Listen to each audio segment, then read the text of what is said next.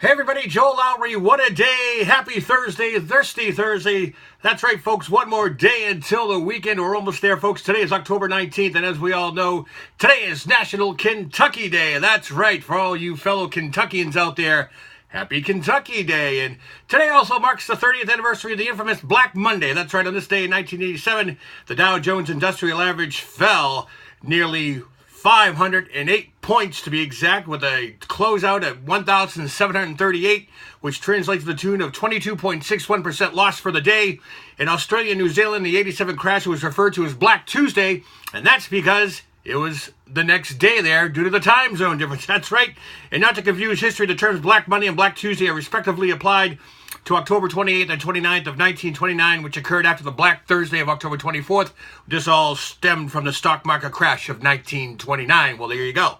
Well, I'm not sure if this is an attempt to attract more views to this weekend's upcoming Super Bowl rematch between the New England Patriots and the Atlanta Falcons, but with the rematch of Super Bowl 51 set to take place Sunday night at Gillette, get a load of this. The Patriots will be talking much about that famous night in February for a couple of reasons. One being the team has been given highly strict rules not to talk about the infamous comeback. That's right. According to Rob Gronkowski, the team has been given highly strict rules that they are not permitted to discuss their epic come-from-behind victory in Houston.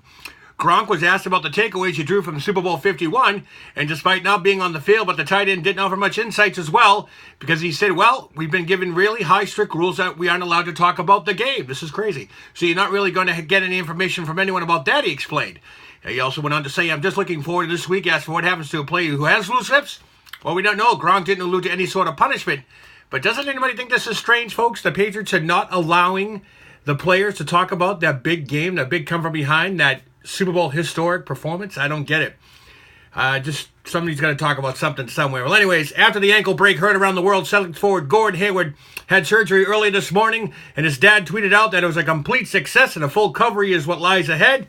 As for the season, reports are speculating that he may miss the rest of the year. Celtics coach Brad Stevens said the response stemming from this tragic injury proved that it was the NBA at its best. That's right, from all the teams and coaches from around the league, and even former players and coaches, the tweets and texts and the admiration and support highlighted one of the worst on-court injuries ever seen, and it was truly nice to see, said Coach Stevens.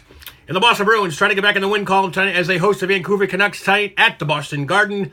And with the Boston Red Sox currently without a skipper at the helm, it's virtually a three-horse race to be who will be the next manager of this storied franchise. That's right, Tigers manager Brad Ausmus. They talked to him last week, and just yesterday, former Sox utility player Alex Cora met with the team. And just yesterday, the Sox entertained Diamondbacks bench coach Ron Gardenhire. Now, as of today, it's not sure if the Red Sox will interview any of the prospects, so the most likely next step will be a second interview, meeting with the brass before a decision is made. But right now, it looks like it's down to those three candidates. And news out of the WWE, rumors are circulating that WWE superstars, former Cruiserweight champion Neville and women's powerhouse Nia Jax are unhappy with their roles within the organization. Neville supposedly walked out of last week's Monday Night Raw and then no-showed the 205 live tapings the following night. Nia Jax, who was at Raw, was kept off TV at the last minute this past Monday night without any explanation, even though she's involved in a current storyline as Raw Women's Champion Alexa Bliss's bodyguard. Now, as of today, both superstars have gone social media quiet, and the WWE is not commenting as well. This is a fluid station, and this could change at any moment. Well, sad news, call it a sign of the times, but SeaWorld is expected to lay off over 350 workers as attendances at the park has waned over the past few years. SeaWorld's attendance for the first half of 2017 was roughly down to about 353,000 guests compared to the first half of 2016. According to the company's August earnings report, the declines were largely concentrated on the company's SeaWorld parks in Orlando and San Diego. The company said that the public perception issues were a particular concern in California. Don't forget, folks, SeaWorld has been on a mission to rebuild their brand in the wake of protests over the treatment of killer whales as a problem that was highlighted in the 2013 documentary Blackfish. Wow, never knew that. Anyway, so much for the good dying young, huh? Rock and roll superstar Billy Joel, that's right, Billy Joel, is expecting his third child. Yes, his third child. The 68-year-old rock and roll singer announced that he and his fourth wife, Alexis Joel, is pregnant with his second child, and the couple is due next month. Now, the piano man and his current wife welcomed their daughter, Della Rose, back in August of 2015.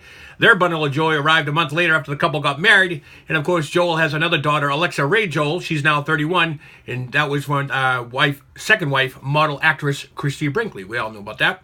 Well, file this one under common sense, folks. A recent study has shown that your smartphone may actually be hurting your sleep. That's right. Studies have found that the wind down time spent before bed is actually being used to play on your smartphone, thus interrupting your sleep habits. That's right. I'm sure a number of us are guilty in that same boat, such as myself. I'm guilty of checking sports scores, Facebook, or other social media platforms before I close my eyes.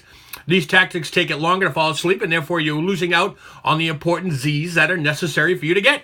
A researcher who explored this very same issue a decade ago coined the term crackberry. Remember that? Which we all know refers to the now infamous and non-existent BlackBerry, but now they have morphed it and has transformed us into smartphone junkies. Well, needless to say, limiting the usage and using that wind-down time for more relaxation methods will no doubt greatly increase your chances of a better night's sleep.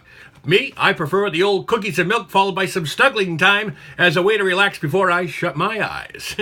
Finally, folks, check out the NQHS 87 Facebook page as it has all the info for the upcoming North Quincy High School Class of 87 30th reunion. The page has all the information. You can even purchase tickets there, and if you do before the reunion, you'll get yourself a new t-shirt. That's right, a commemorative North Quincy High School Class of 87 30th reunion t-shirt will be yours if you go to NQHS 87 Facebook page to purchase those tickets. And finally, folks, don't forget, I need subscribers. I need them now. I need them as any way I can get them.